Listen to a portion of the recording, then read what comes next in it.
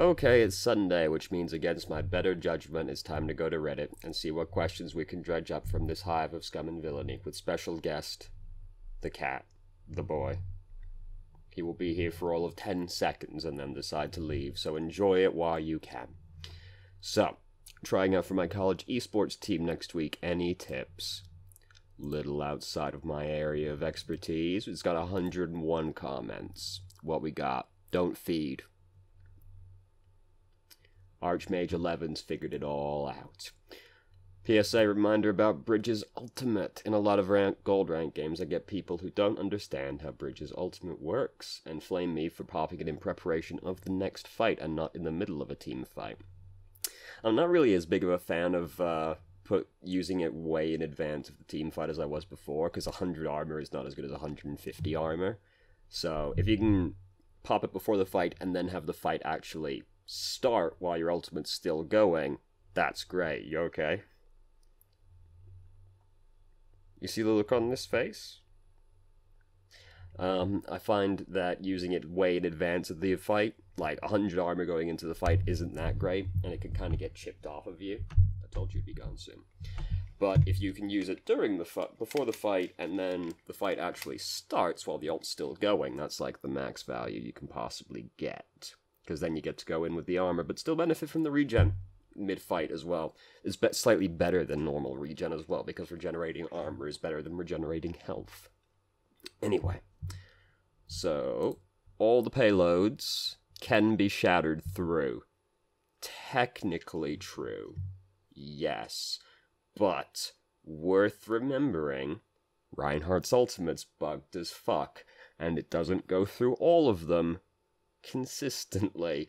The one I have found that is the worst for Earth Shattered not going through is the one on Rialto. For whatever reason, Rialto's payload seems to eat it more than any other. So yes, it is meant to go through all of the payloads, but it's Reinhardt's ultimate. So there's a few bugs attached to that one. I'm not sure if anybody's noticed. It's not exactly the most fantastically coded ultimate. Proper Roadhog hook shoot etiquette. I've been looking online how to properly hook and one-shot people, but people have a lot of different opinions on it. Some people say turn sideways, even when there isn't a chance of environmental kill, and shoot from there. Some say crouch, some say walk forward, some say look at the ground, some say aim for the head, some say aim for the body, some even more say aim differently depending on the hero you've hooked.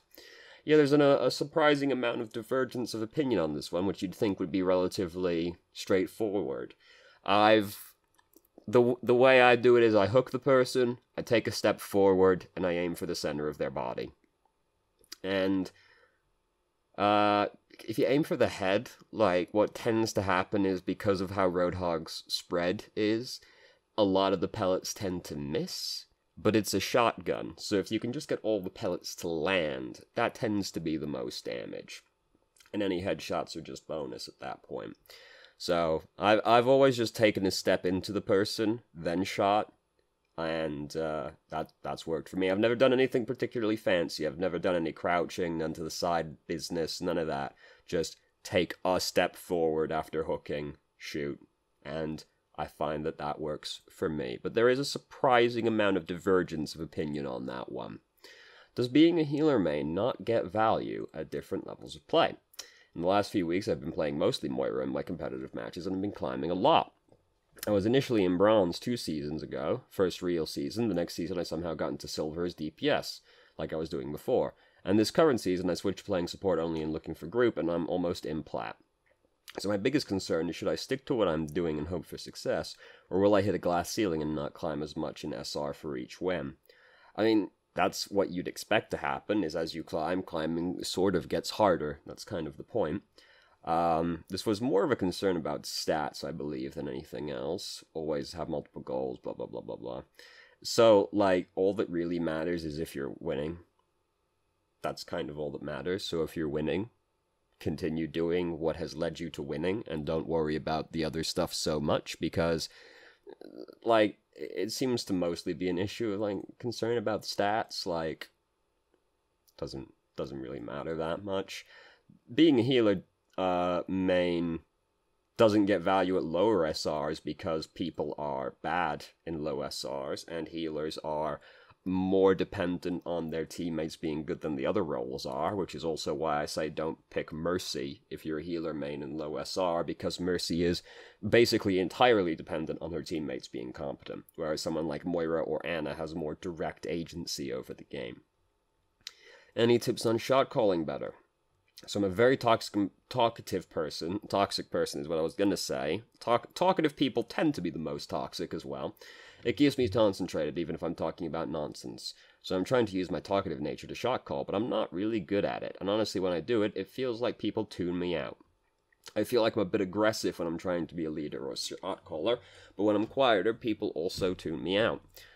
I don't know what I should do. So the more aggressive you are, the better, because more people are likely to listen to you if you speak aggressively. The person over in the corner going, I think that we should go left is much less likely to be listened to than the person that goes, left, now. So, you want to be aggressive. The goal is really just to shot, like, especially if you're in solo or duo queue, the goal is basically to shot call things that are quite simple. Go in, go out, focus X, focus Y, that kind of thing. Overwatch is a game as well. If you're only playing, like, competitive, shot calling doesn't need to be complicated. It's just like, we're going this way, we're going that way, kill X, help Y, so on and so forth. Simple stuff. Overwatch isn't, like, a super complicated game in terms of shot calling anyway, but, like, if you're just playing, like, in competitive, you don't need to shot call out dramatically complicated things. It's more a matter of, like, trying to get people to focus on doing one thing as a team more than anything else, because as having everybody committed to the same plan is better than having everybody just with their own idea of what they're doing. Everybody being committed to a bad plan is better than everybody doing their own different plan. So it's more about just, like, getting your team to focus on one thing. So it's kind of just about calling out, like, simple stuff for the most part. If you're in, like, a full 5-man, 6-man, whatever, or, like, really high level, then it matters more. Like, there's more nuance to it, but for the most part, it's just, like, simple stuff. You do want to keep it, you want to try and be as aggressive as possible, honestly, and you want to just try and keep it, like, short and to the point. A lot of people, the talkative people usually have an issue of communicating too much information. There is such a thing as too much information. I remember watching a person a really long time ago where my main criticism of them was that they literally never fucking stopped talking. Like, they were basically communicating every little thing that crossed their mind, and that is more counterproductive than not saying anything at all, because at that point, you're distracting people, you're communicating information that isn't important, so you're clogging up the tube for everyone else, basically. So try and be aggressive, keep it as short and to the point as possible, and just try and call out, like, simple stuff, because it's more about just getting everybody committed to the same idea. Is there any way to properly measure input lag of any kind? Monitor mouse. I have no clue. Is there a comment that knows? Other than knowing if you have good gear or not, I don't think so. That sounds about right. There's a feature in-game, it's either Control plus Shift or N, or it's Alt Shift N, and it's the top row of numbers called Sim or something. There you go. Try to get, alright, sure. There you go. Looking for an overhead video of a good, clean dive. So, rewatch some of Boston games. They give their dive has 2 clips. They're not great.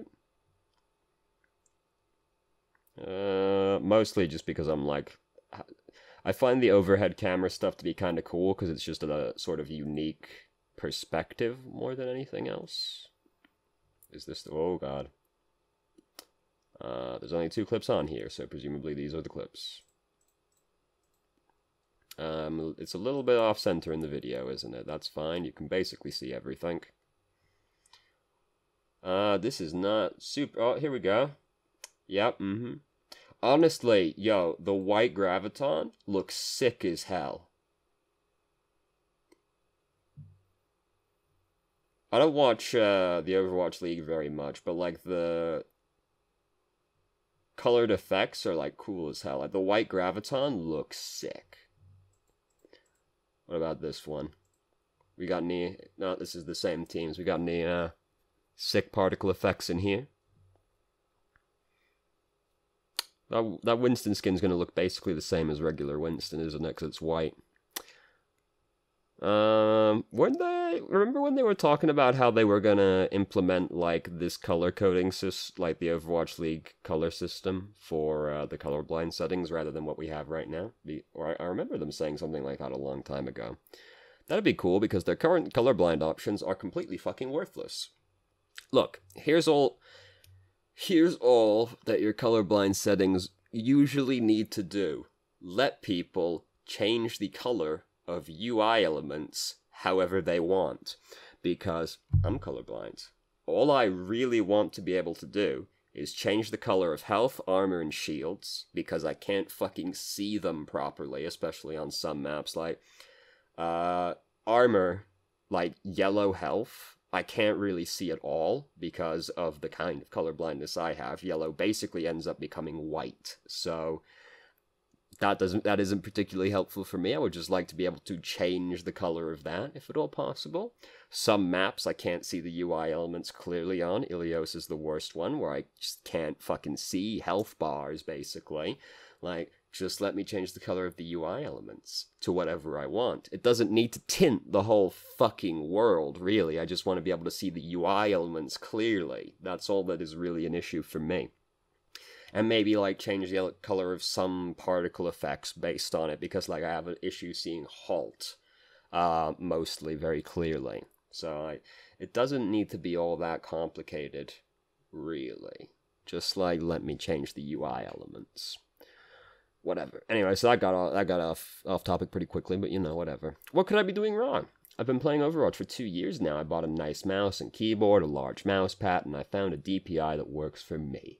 I practice my aiming daily. I exercise because I know it will help my mental game. Okay. I got a good night's rest so I can be in tip-top shape. I watch strategy videos on YouTube. I try to have a good game sense. I think carefully about my positioning. I use comms, and I try to direct the team towards the win. Well, aren't you just the model citizen? Good heavens. I try to do call-outs and focusing. I try so hard, and I'm just completely suck at the game. What an absolute fucking angel of a person. Perfect human being. I've gotten really depressed. Every time I start a losing streak, I feel sick. I've tried so desperately to find what's wrong, but I just can't seem to find it. I've tried everything. I'm good at 1v1s. I have a 75% win ratio against plats, and I can hold my own against diamonds. I'm trying to think the 1v1s are almost different in the game from competitive, so it doesn't mean anything. I'm lost. Can someone please tell me what I could possibly be doing wrong, or is it just any...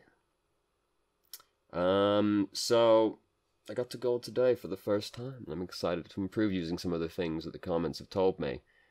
Namely, posting a VoD to get some yeah, because, like, so this is, like, an entirely worthless thing to post if you're looking for advice, really, on what you could be doing wrong. Because, literally, half of this paragraph is just, I am doing everything and I try so hard and yet it doesn't work anyway. That's not helpful. If you're doing all that good, great, good for you. If you want to know what you could be doing wrong, telling everybody what you're good at or what you think you're good at isn't particularly helpful. You know, if you're going to do something like this, you know, post stats, post a video, say what heroes you play, because something like this is entirely unhelpful for advice. Like, I ain't got shit to say about that one other than post more information, because that's just like, I try so hard, guys. I exercise. I practice every day. I use communications. I think about what I'm doing. Like, great. Awesome. I have a 75% win ratio against platinum players in 1v1. Well, good for you. Fantastic. I'm gonna need something else to work with there. Post a video or some stats or something. I'm a decent Mei, but no one ever wants me to play her. I never really used to play comp so much, blah blah blah blah blah. Basically the gist is like, I enjoy games as Mei, go, but people get antsy about it. I want to play her, but not entirely sure what comp she goes well with. So the thing is with Mei is just that she's like a DPS that doesn't do very much damage. She's very good at killing people, but she's not good at doing damage. These two things are not the same, though they can be. So if you're on a team that has a pretty low damage output, you probably don't want to pick Mei. Like if your team comp is like Reinhardt, Zarya, Widowmaker, Mei, Mercy, Ana, right? That's a really low damage team. At that point, you don't really want to go Mei, because at that point, it's just like you and Widowmaker have to get a lot of picks and cut people off a lot to really win. Whereas if the Widowmaker is like Hanzo, Soldier, Pharah, something like that, those heroes do a lot of damage. Or if like your off healer is Zenyatta. Zenyatta does a lot of damage and makes people do more damage. That helps as well. You just want to avoid picking Mei on teams that have low damage, because Mei herself is low damage. And what low damage is the one thing on a team you can't really compensate for, because the game kind of revolves around killing people, basically. I know it's about capturing objectives and all that, but that's like, you have to kill the enemy team to do that. As long as one person's alive on the enemy team, they can contest the objective. So low damage is something you can't really compensate for, so you want to avoid picking Mei on low damage teams. You also don't really want to pick Mei if you've got like a dive comp, because Mei can't keep up with a dive comp, basically, so she doesn't work well in that kind of situation. If the map has like a lot of high ground control, Mei isn't fantastic about that, unless the high ground is low enough she can wall up to it, or it's just kind of easy to walk up there, because she obviously has very limited ways of affecting fights on the high ground and getting to the high ground quickly. So avoid low damage teams, avoid picking her on dive comps, and avoid picking her on maps that have a lot of high ground control, unless the high ground can be easily reached by Mei. How can I get most out of Widow's Venom Mine? Are there any videos? So the gist here is just like an alarm system for flanks, but I have seen it used as a barrier for her head. I don't like using it as a system for flanks, because there's other ways you can do that. You can put on a pair of headphones and listen. You can look around more freely. There's better ways of doing that than using your mine. I prefer just chucking the mine at the enemy team, because it's free damage. It makes it easier to kill people. It's just doing a bunch of damage AoE in the enemy team if you got into a bunch of them. And it's giving you infrasight on the people that got hit by the mine. And if absolutely nothing else, it's free ult charge.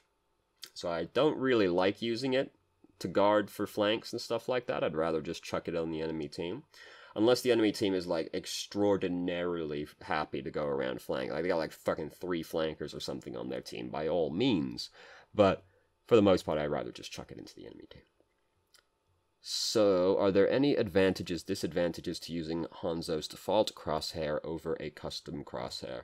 So I'm not exactly a Hanzo expert, but as my understanding of it goes, the default crosshair is better, particularly while you're learning how to play Hanzo, because it gives you a better idea of where your arrow is going to go at different points during your charge.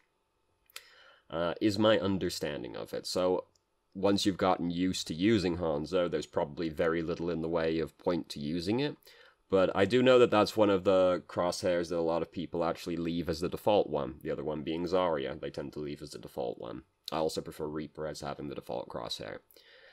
So as my understanding of it is, it just basically gives you a better idea of where the arrow is going to go while you're charging it up, and it's better while you're learning how to play him, so you can get a feel for it better. How can I climb out of silver as a support tank? Tanks, Reinhardt, Winston, and Zarya. Try to play Winston more than Reinhardt, because Winston's better at punishing people, and the enemy team won't know what to do. Reinhardt is,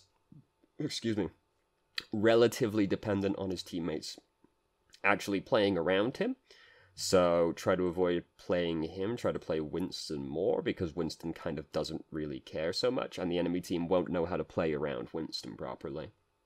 Support Moira Zenyatta. Yep, good stuff.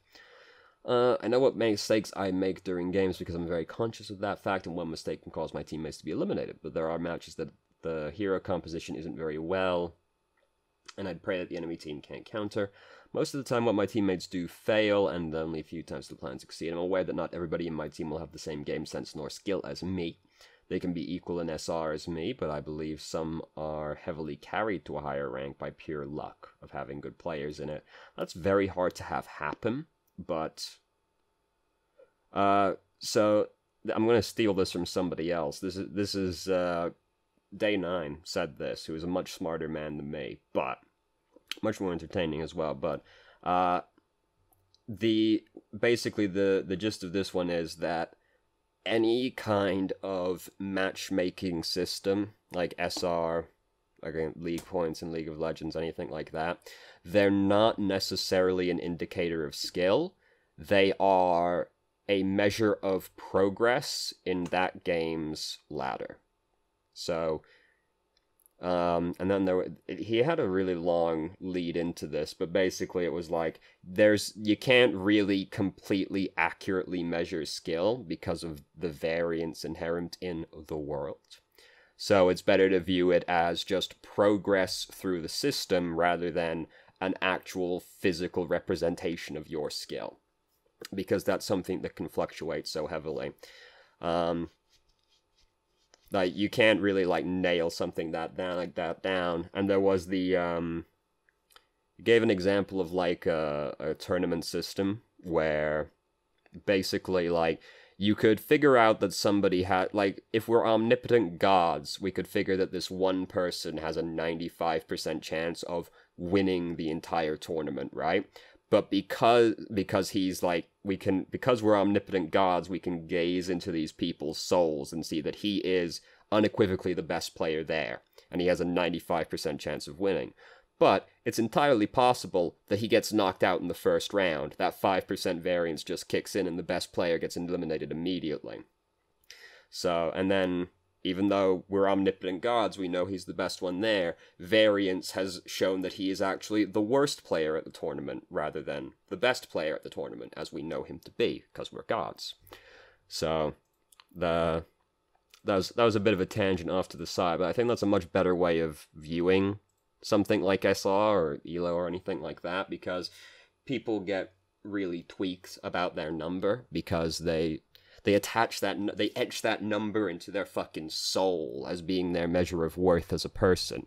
Whereas if you just think of it as progress on a ladder, that's a better way of looking at it. It's just like, doesn't really do anything, but just changing the way you look at something can have an effect. Like how I recommend, rather than playing to win, you play to learn, because if you play to win, every loss is gonna, like, fucking cripple you emotionally. But if you're playing to learn, then you don't care so much, because you're just like, we lost, whatever, I still learned something, that kind of thing. Anyway, so got way off topic there. That it is very hard to actually get carried to a higher rank by pure luck. I would estimate probably 0.1% of players are actually in, like, a dramatically higher SR than they should be. Like, maybe they're, like, 100 SR higher than they should be, but, like, it's very unlikely someone's in an entirely higher bracket by pure luck. Soon I'll have a mic to correct this behavior of myself and my team. What I want to know is, how can I improve my position as a tank? I've read some threads on this subreddit, for example, the one about Reinhardt.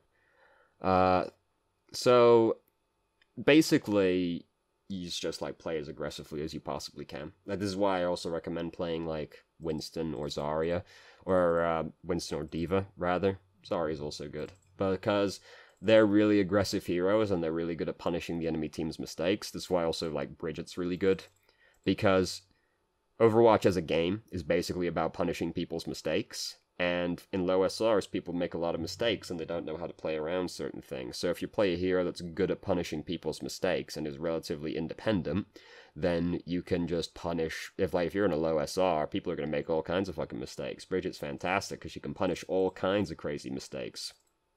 So try and play like as aggressively as possible and punish people's mistakes. Playing aggressively in general in low SRs tends to be more profitable because people don't know what to do, basically. And if you're playing aggressively, you'll be able to capitalize on their mistakes more easily. They won't know how to respond to your aggressive play properly, and people are bad at killing people. So I mostly just recommend picking like Winston, Diva, Bridget, and just go hard and punish their mistakes, because they will make a fucking lot of mistakes. And try to pick independent as possible heroes. It's harder to find independent heroes as a support and tank, but try and pick them more independent ones. Like Diva is very independent. Bridget's very independent. They can kind of go off and do their own thing. What if you didn't die so much? So the gist of this one is just basically what I've been banging on about for a billion years at this point, which is like deaths is the best thing to try and improve. Because if you're alive more, you're interacting with the game more. So you tend to do better in the game as a result of being alive more. So yeah, die less is pretty good advice, actually. And yeah, take 100% responsibility for every death that you have and go, well, what could I have done to avoid that death? I think that's is the only stat worth tracking, really, because it's the only one that doesn't lie to you under any circumstances. Like, your accuracy, what's a good accuracy can fluctuate from game to game based on, like, how hard the enemy team is to hit. If the enemy team is quad tank, an accuracy of 60% suddenly isn't as impressive as it would be normally because the enemy team is so easy to hit. If they're all flankers, however, an accuracy of 40% suddenly becomes pretty good because they're all so hard to hit. So, but deaths, it's just like, I died less. I interacted with the game more as a result of dying less, which is undeniably a positive effect. So, stuck in trying to improve my gameplay. The last time I tried said it was URL shortened or something. Okay, sure. I've been trying to improve for months now. I'm at an impasse. I've used Ana bots, Lucia bots, and Widow headshot, and I can never hit people strafing or jumping up close sometimes. I can very rarely, but I'm not new to FPS. I played TF2 for 6 years, and I've been playing Quake Champions as of recently. Even whenever Overwatch pisses me off so much, what can I do to get better at this point? I have about 400 hours, which doesn't even count the amount of time spent in custom games, and how I can hit rails in Quake Champions, but miss easy flick shots in Overwatch. I mean, aim is just something that fluctuates from game to game and day to day, because humans are inherently inconsistent creatures. We aren't fucking robots. So it just that's just kind of how life is sometimes. But, I don't find that the Ana bots, Lucia bots things actually is helpful, because the bots don't act like regular humans do. So even it's not really training the right kind of muscle memory, because humans won't act like the bots will. The bots are inherently have a pattern to them, and they just don't move like human beings do. So I don't find that that's a particularly helpful thing to do. We seem particularly focused on aim more than anything else with this, but like, aim is quite rarely the main issue people have. Like, I find very few people are actually being held down by their aim. My aim isn't fantastic. Like, it's average. But I can still, like, win games playing like McCree, because even though my aim is just average, I know where I'm standing. I know who I'm trying to focus, stuff like that. I know how to use my abilities. I'm not playing McCree like he's Soldier, things like that. So maybe focus less on the aim and focus on other things instead, because, like, I mean, aim fluctuates. Your own personal, like, game sense and all that doesn't really fluctuate as heavily. So maybe don't focus on aim quite so much. Aim isn't, like, that big of a deal in Overwatch, honestly. Is there any point to free-for-all practicing mechanics, because it's all fighting all the time, and that's basically it? Or just because you like playing it, which, is your own business. No, I'm trying out all the heroes in quick play. My two favorites are definitely Mercy and Lucio. It's such a strange concept to me, but you know, different strokes for different folks. I was wondering how many other heroes I should focus on while learning, and which would be recommended. My concern with only having two supports is if that a double support is already taken on the team, I'll be pretty useless. Unlikely to happen. I recommend, like, support's not exactly a popular role. Like, just try and be able to play, like, one or two heroes in each category competently, and that's, like, good enough. It's very, like, if you can play two supports, one's a main healer and one's an off healer, it's unlikely to matter. Like, it's very unlikely that you're going to be put in a position where you can't pick one of them. It'll happen sometimes, certainly, but, like, if you can just play, like, a tank and a DPS, or two, then great. You'll not be in that situation. You don't need to know. You don't need a particularly robust hero pool, honestly. Just one or two heroes in each category is good enough.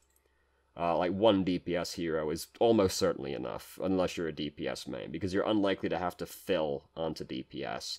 Though, to be fair, I do have to fill onto DPS more often than I have to fill to tank, I find. Because I usually pick Moira or Bridget if at all possible. So I find that I have to fill the DPS more often than I have to fill the tank, but, you know, that's personal variance more than anything else, I suppose. Just one or two heroes in each category is good enough. What can I upgrade to reach a consistent 300 FPS? I'm not technically minded enough to really know, but...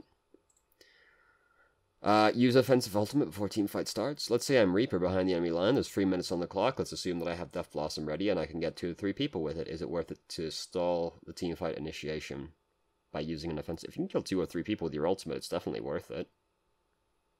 The only reason it wouldn't be worth it is if your entire team is dead, because then you won't win the fight regardless. Like, if you can kill multiple people with your ultimate, don't hold the ultimate. The only reason to hold your ultimate in that situation is your team is dead, so they can't capitalize on the kills that you have gotten. But, like, as long as your team is around and you can kill multiple people with your ultimate, do it. There's no reason to hold it. Why would you? You're going to kill half their team, or a third of their team. Do it. As long as your team's there, that's good enough. Advice for bronze hero picks. I needed help with how I should approach hero picks in comp. Right now I'm trying to fill... This is such a common story, isn't it? The heroes I'm currently using are Junkrat, Hanzo, Pharah, Zen, Orisa, and Reinhardt. Should I start one-tricking Junk Hanzo or keep trying to fill comps? I'm trying to keep a long-term mentality. Like, if you can, just try and pick your mains. Like, I'm much better at Bridget than I am any other hero in the game, so I just try and, like, brute force pick Bridget as much as possible. And I'll fill to the other roles if I have to. If the other person picks Zenyatta, I'm like, alright, I guess I can't pick Bridget, I'll pick Moira, you know? But, like, try and pick the heroes you're good at. Which, it seems like such obvious advice, but people who, particularly the ones who want to be able to fill, always have this question. Try and pick the heroes you're good at. Like, everybody will inherently be better at certain heroes than others. Just because they like the hero more, that hero just fits their playstyle better. Like, I'm a really aggressive player. Bridget fits into that pretty well because she can be played pretty fucking aggressively and get away with a lot of shit. Like, people have different tendencies. Try to pick the heroes that fit to your tendencies. Try to pick the heroes that you're good at. That's more important than anything else, really. Fill if you have to, but I advise just trying to pick the heroes that you're good at and filling, like, if you have to. Try and be good at a certain amount of heroes so you can fill when you have to, because you will have to in some situations. But, like, try and pick the heroes that you are good at as much as possible. Does DPS really affect your gameplay much after 100? No. Like, 30 to 60 FPS is a dramatic increase, in terms of gameplay, but, like, you start getting diminishing returns the higher FPS you go. Like, 30 to 60 is a big jump, whereas, like, 60 is, like, 140. Even though that's, like, a big jump number-wise, you get diminishing returns the higher you get because of, like, how the human body is, and the speed of light and all that, you know? Like, you start getting diminishing returns on these things. So 30 to 60 is a big deal, but like don't worry about that so much, because like I was saying to the dude who was talking about a consistent 300, like your brain can't process that many frames that quickly. Like at that point, like talking about like the 200 to 300 FPS, like at that point we're talking about like 0 point something increases in terms of like gameplay. Like it's not 30 to 60 is a big deal. After that, like you get diminishing returns. How to abuse no shield. Say the enemy team has no shield tank, how do I abuse it? On the opposite of my team has no team, should I play a flanker?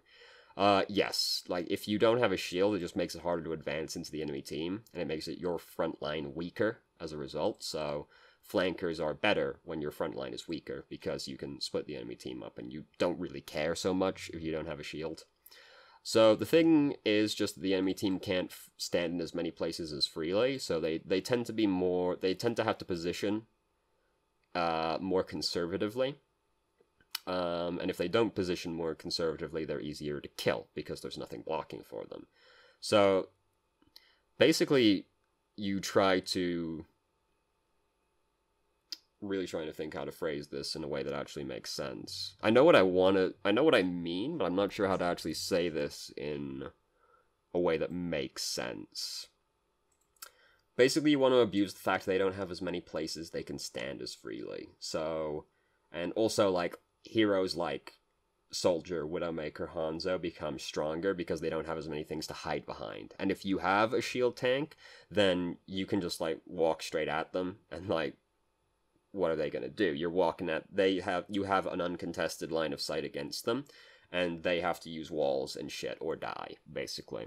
So, if you can, like, drive them out of cover, it makes by, like, diving on them with, like, a Winston or something like that when they have no shield. If you can drive them out of their cover, they've got no shield to hide behind, so they're easier to kill.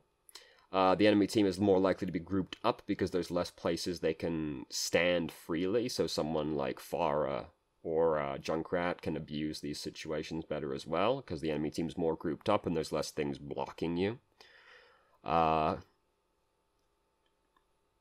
Basically, they can't stand as many places, so you just basically try to play more aggressively to capitalize on their lack of safe places to stand. Picking like heroes like Soldier, Widow, you can abuse the sight lines easier than they can, things like that. And if your team has no shield, yeah, flankers are better because you don't care if you don't have a shield, basically, and you can split the enemy team's attention because your front line's going to be weaker. I don't think that was a particularly helpful answer, but I'm really not sure how to phrase what I mean in a way that makes sense. I'll probably figure it out on like fucking 3 in the morning or something like that, which is actually 4 hours ago from now, actually. But you know, whatever. Top 500 player with a platinum Smurf, support Smurf in platinum. I need tips on how to climb. Oh, Jesus Christ. Enable my team to win. They love the comms, man. I like the game feels like a dance roll if my... Yeah, like... Having bad tanks is really bad. Plat's a hard SR to carry out of. Like, it's the worst SR bracket in general. Particularly the upper half of Platinum is, like, really fucking bad. I feel upset because I'm really driven to improve from being stuck in a game that I thought I knew so well. Being top 500 really messes with me because apparently I don't know the game well enough to climb out of Platinum as a support. I mean, this is the thing, that I know of a man who is, I think it was Grandmasters, who, like, this was like a long time ago at this point, he's like, Zari is a bad hero, and Hanzo, this was pre-Hanzo rework, was like, Hanzo counters Pharah, which was not true at the time, is more true now, so I guess he had the last laugh right there, but, yeah, you can be top 500 Grandmaster and all that, but still not know other aspects of the game. This is why, like, playing multiple roles in a way is helpful, because you get a much better idea of what all the roles are trying to do that way. Like, there's a lot to be learned about your hero from playing other heroes, or your role from playing other roles. Because you can sort of see what the enemy team is doing that is obnoxious to you, and things like that. I sort of got off topic right there, but Platinum's really hard to carry out of, particularly as a support, because Platinum's the worst SR bracket. I find that's where the most just, like, grinding out games happens. And, like, yeah, supports are pretty dependent on their teams just in general, especially as you get higher, but the trade-off there is that you'd expect your teams to be more reliable on average because you're in a higher SR. I know how to play around these issues by playing aggressively and making space for my team, but on support I feel weaker and more team-reliant. That is just how it is. You can try and play Bridget, because Bridget can play aggressively and make space for her team. She's halfway between being a tank and a support. She's like pretty much like a true hybrid hero, from my perspective, so I can try and play her. I find if my team doesn't know how to walk through a doorway, changing to Bridget can help with that, because you can start walking through the doorway yourself. You can change to Lucio, because it makes getting through places more aggressively quicker, easier, because you can speed boost them in, you can use Graviton, Jesus Christ. You can use Sound Barrier, and using Sound Barrier basically always prompts your team to move forward one way or the other. Like, those are about your options for trying to get your like, compensating for people not wanting to fucking walk in, basically. In a rank where everyone is playing reactively, when I'm playing Lucio. Lucio's one of the better ones to do. You just, like, try and speed boost them in if you're talking to people as well. You're like, we're going in now. And then you speed boost them in and use Sound Barrier and you go in through the doorway. At the end of the day, if your team are playing like complete bitches, there's very little you can do about that as a support. The best you can do is, like, try and play one of the heroes that prompts forward momentum and do that, which is basically Bridget and Lucio. Or you can try and pick, like, Zenyatta and try and just, like, make it easier for your team to kill people. You can choose Anna because she sort of facilitates picks happening with the bio grenade and the trank dart and all that. Like, but to an extent, you are just kind of dependent on your teams not being complete bitches. It is easier to hard carry through, like, bronze up to gold, but, like, plat starts to get harder. People kind of know how to play the game at that point, but not super well, so it kind of, like, ends up breaking into this weird equilibrium like that. Equilibrium's not the right word. I think you know what I mean. Doing the wrong thing is 6 is better doing the right thing alone. Yes, entirely true. Doesn't matter if you're doing what you should be doing.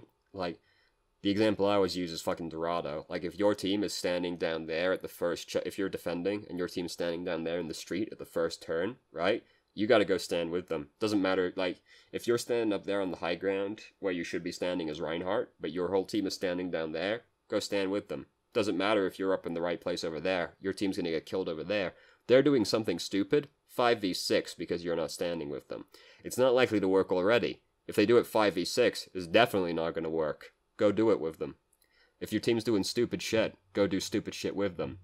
If they do stupid shit without you, they'll definitely die. And then you're doing the right thing alone, and you're gonna die. What fucking sensitivity. Like, that's literally the answer, though. That's literally the answer. I guess it could be higher, theoretically, because of that, but, like, this is literally the answer. I'm sorry to tell you that. No one, like, I can't, like, fucking, what's my DPI on this mouse? Fuck, it's written on here somewhere, I thought. Whatever, who cares? If I tell you, like, fucking 1000 DPI, 7.5 sensitivity in-game, right? Are you guys gonna go and brute force that number, right? Like, I can't tell you a number. Like, you gotta just do it. You gotta just fuck around with your numbers. Stop trying to hold high ground with a Reinhardt comp. See, no, like,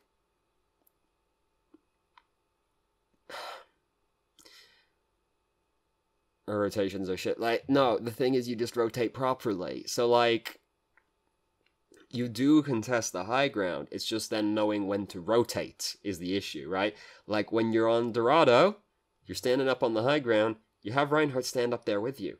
The trick is, you then rotate before it's too late.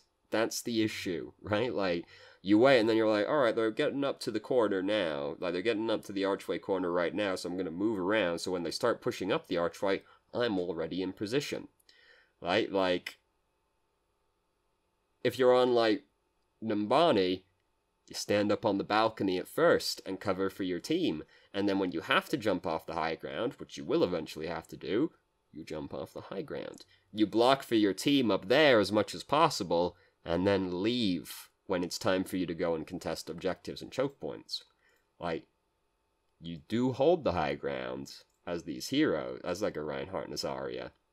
The thing is, you rotate before it's too late to do so. Can I main or one-trick Orisa? Yeah, there's very few situations Orisa, like, doesn't fit into, so you basically can. I mean, you can main or one-trick anybody. I don't care who the fuck you play, as long as you're trying to win. Orisa's a pretty well-rounded hero. I think Orisa is one of the most balanced heroes in the game. She's like top 3 most balanced heroes. You can pick Orisa in most situations, and she's fine. So absolutely, you can main or one-trick whoever you want, but Orisa is like pretty well-rounded. Practicing in Widow, here we go again.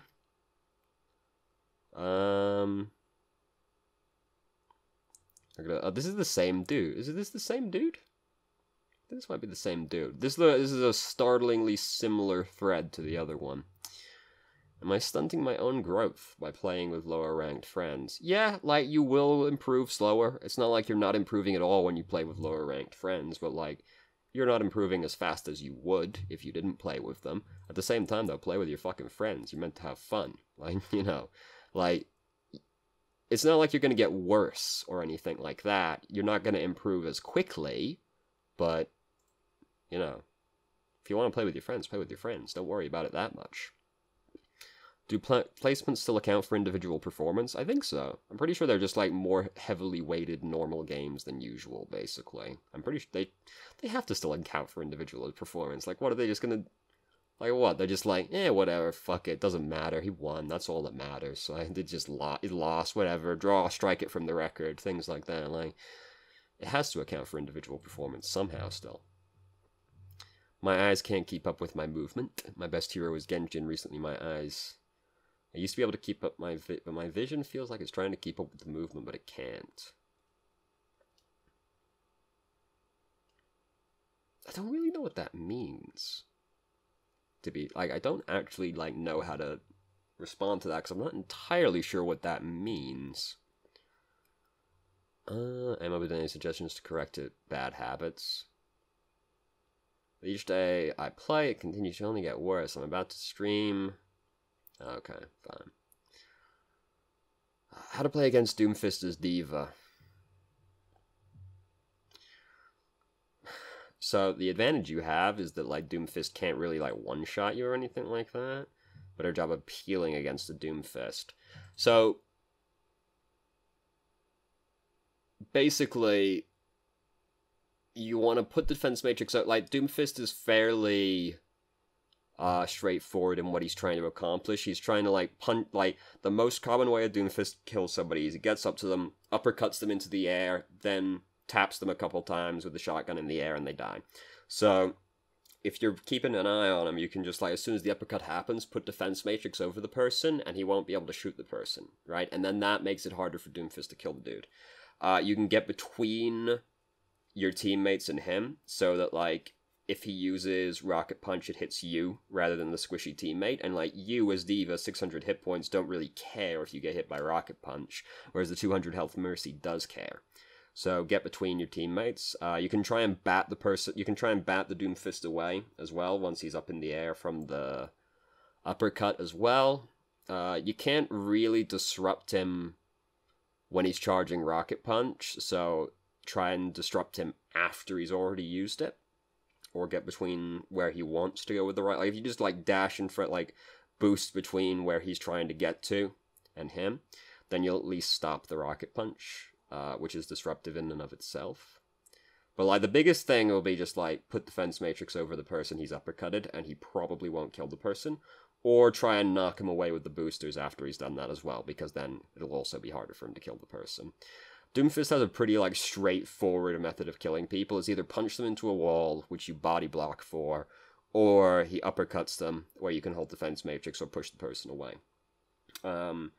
But the biggest thing is just that you're going to have to keep really careful track of what Doomfist is doing, because Doomfist kills people really fucking quickly. There's not a lot of time to react to this, so you just kind of have to keep really good tabs on what he's doing, so that you have more response time. Because if the first Doomfist is killing somebody is he's killing the person as we speak, you probably won't be able to react to it in time. You need to know he's coming in advance, basically. Because once he's, like, punched the... Like, if you're over here just doing random tank stuff and then you hear him punching somebody behind you, it's probably already too late for that person. So the biggest thing is just, like, keeping track of what's going on. What are the proper positioning for each character? What a long question.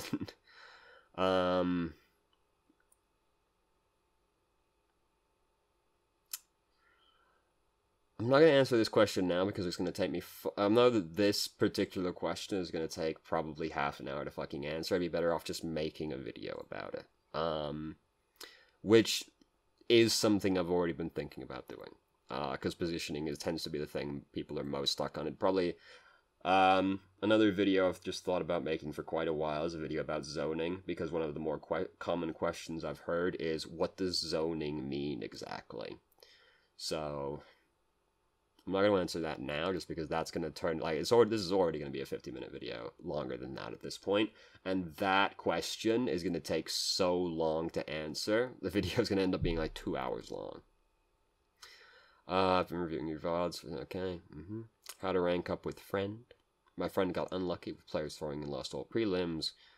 While I'm at, whenever I play with him, he does perfectly fine in his roles. However, we are queued with bronze players that throw rage. I mean, that's just variance. What's the best way to get him up to silver? I mean, it's not like silver is a dramatic improvement or anything. It's not like you're a huge difference away from each other in terms of SR. I don't think it really matters that much. There's a difference of 300 SR. It's not the end of the world. It's not like silver is dramatically better than bronze or anything like that. I don't think you need to worry about it that much. New player in need of in-depth guides. Yes. How do you deal with Tracer as Bridget? So, it's not as stupid as you might think it is. So, because she's harder to get to than you might think. Comments Tracer and Genji well. Genji I understand. So if the Tracer is different, my reactions aren't good for my age, so when a Tracer suddenly attacks, I often react too late to block any shots. Can do a great deal of damage just out of my stunner block range. So the trick is to try and get the Tracer right after she has blinked. So it requires a degree of reactions to an extent, but it's more about, like, prediction than anything else. It's just like, Tracer is very rarely going to go blink, blink immediately. Tracers usually blink, start shooting, and then blink a little bit later. So if you wait for the Tracer to blink, preferably in a way that's towards you, if you wait for her to blink, there's going to be a period afterwards where she doesn't really want to blink again immediately. Because the idea is that you shoot, blink while you're reloading, then shoot again, reload, and then blink while you're reloading again. So the Tracer's going to blink, and then probably start shooting again. So that's when you'll have your time to, like, try and stun the Tracer. She also, if the Tracer's decent, is going to try and, like, predict when you're gonna charge, and then blink as a reaction to that. So if you start, like, walking towards the Tracer, again, just, like, wait until she blinks, then try and stun the Tracer. Because it's very rare a Tracer's going to go blink, blink. They almost always go blink, shoot, blink. So that's your time to do it, basically. If the Tracer is just, like, staying really far away from you, the best you can do is basically just, like, block shots and then, like, wait for the Tracer to come closer, because sooner or later she's going to come closer to you or somebody else on your team, and then that's when you try and stun her. If she's out of your range, you just kind of have to be patient and wait for her to come to you, because you can't get to her. She's always going to stay away from you, so you have to wait for her to come to you. But, like, the biggest... Honestly, this is, like, 90% of it. Wait till the Tracer's blinked, and then try and stun her right after she has blinked, because she is unlikely to go blink, blink. Immediately. She's unlikely to blink twice back to back. Sometimes she will, but, like, we're talking like 80% of the time, she's not going to blink immediately after she just blinked, unless she's going in to stick somebody, or she's trying to run away really fucking fast. Under most circumstances, they don't want to go blink, blink. Like, really bad. How do I play Fisty Boy? I'm not really good enough at Doomfist to answer that question to a significant degree. Playing Widowmaker, play Tracer on a Smurf. Can no longer aim with Widow. Normal. It's just a period of readjustment. Like, your body, yeah, your handles still know how to aim as Widowmaker, but it's used to playing, like, Tracer right now, so there's just, like, a period of adjustment. You play Widowmaker for long enough, it's gonna come back to you. It's just, like, you gotta get the rust off, basically. How should I aim where is healing damage orbs to get the most out of them? Straight at the enemy in my eyes does not work out as much. So other than bouncing them between two walls, how should I launch them to deal with the most damage? That's basically it. If you're aiming with a single wall, try to use the wall that's furthest away from you. Because you want it to spend as much time in your team and the enemy team as much as possible. So if you've only got one wall to work with, this is going to be a really weird way to phrase it, but kind of think of yourself as being the second wall. Because it's really easy to know what to do if there's two symmetrical walls on either side of you, right? Because you want to throw it in a way that's going to bounce off one wall and then off the other wall and then back into the other wall. So if you've only got one wall you can really work with, just try and imagine you're the symmetrical wall and throw it from that position. So basically far away. Like, I know it's a really fucking weird way to put it. Maybe if I draw it, it'll make more sense. Because, like, suppose we got the wall right here, right? And our team / their team is, like, right around, is, you know, fighting in this region. So, if we're standing, like, right here, right? If we're right here and we throw this into the wall there, it's going to bounce there and then it's going to go back again, right? But if we throw the orb from here, it's got to go like that, right? So it's just spent more time in that area if we're over here, opposed to if we're over here. Because over here, it bounces off the other wall almost immediately, and then goes off into the nether. But if we're far away, right, then it just spends more time in that general area. So that's kind of like, because you want to spend as much time in that area as possible. So hopefully that makes sense. I think that makes sense to me. Hopefully that makes sense. Just you want to spend it in that area as much as possible. So just doing, like, launching it as far as possible works out. So then that's basically it. Or if I'm in an open area, like, at that point, there's not a lot you can do with. If you can see if there is a wall, like, it's very rare you'll be in a completely open area. There's usually places that still have walls. The wall might be really far away, but, like, there's still probably a wall. Like, if you're in an open area, all you can do is throw it through your team, or the enemy team. That's all you can do. There's nothing else. But, like, there's probably a wall somewhere. It might be, like, really far over in that direction, but there's almost certainly still a wall. So, like, try and get it to bounce off that wall that's really far away in a way that it will come back to you eventually. But, like, if you're in an open space or the wall's really far away, you're basically just throwing it through the team, and it's going to pass through once, and that's the best you can do. But try and get it to do a return trip at least once, even if it's going to take a while for that return trip to happen. Yeah. So, that's 2 pages. About an hour-long video. Good job, team. So thank you very much for watching the video. If you have any questions, feel free to ask. I'm more than happy to answer. If you haven't already, you can join our Discord and ask questions more directly and have a conversation about them, or just shitpost with us, and hope you found the video helpful.